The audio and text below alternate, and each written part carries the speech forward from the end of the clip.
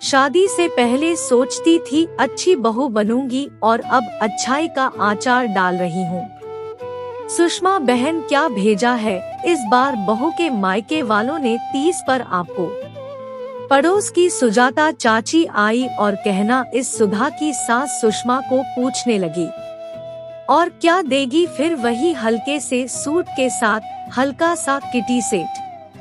सुजाता इससे अच्छा नगद रुपए ही दे देते तो फायदा भी होता कुछ। अब न ये सूट सिलवाए बनता है ना किसी को दे सकती हूँ, क्या करूँ। सुषमा ने ठंडी सांस भरते हुए कहा, शर्मा जी की बहू को देखो, अपनी सास को साड़ी लेकर आई है। उसने तो अपने मायके वाले को कह दिया कि आप नगद दे देना, शॉपिंग माँ जी से मैं खुद करवा लूंगी। सुजाता ने सुषमा की बातों में आग में घी का काम किया। तभी सुधा वहाँ चाय और नाश्ता लेकर आई कि सुषमा सुधा से बोली, क्यों बहू, कम से कम तुम तो अपने माँ बाप से ढंग के कपड़े देने को कह देती। क्या करेंगे इतनी धन दौलत का जो अपनी बेटी को खुश न कर पाए तो। फीका सा सूट देकर रख दिया भला।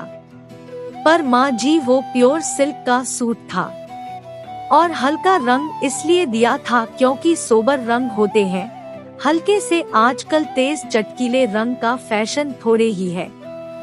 सुधा ने माँ से कहा, पर सेट तो देखो कितना मामूली सा है। अब सुजाता बोली।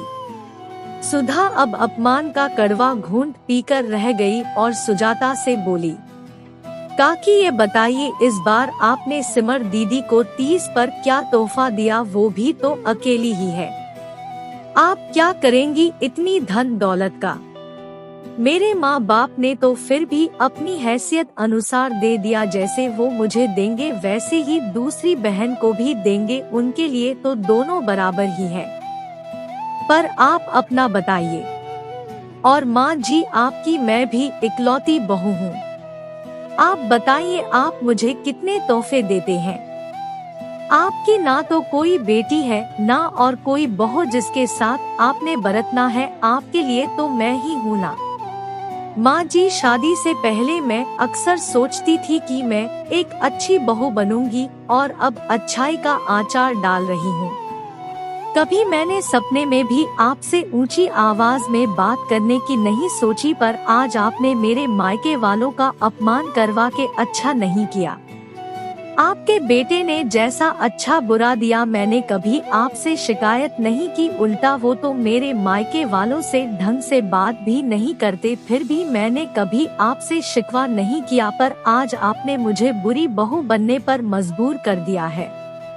अगर आपको माँ पापा द्वारा दी गई भेंट पसंद नहीं है तो कोई बात नहीं, इसे मैं इज्जत के साथ उन्हें वापस लौटा रही हूँ, ये छोटी के ससुराल वालों को काम आएंगी।